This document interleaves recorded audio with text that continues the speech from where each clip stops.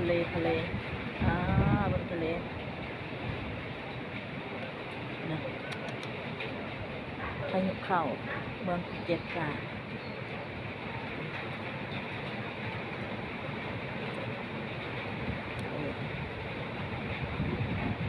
เกาะไอ้เกาะอยู่ภูเก็ตค่ะขอบคุณที่ได้มาเห็นขอบคุณสิ่งดีๆที่นำพาให้มาก็มาเจอเจ้านายดีๆมากๆขอบคุณหลายๆค่ะขอบคุณมากๆตรงนี้ค่ะขอบคุณตรงนี้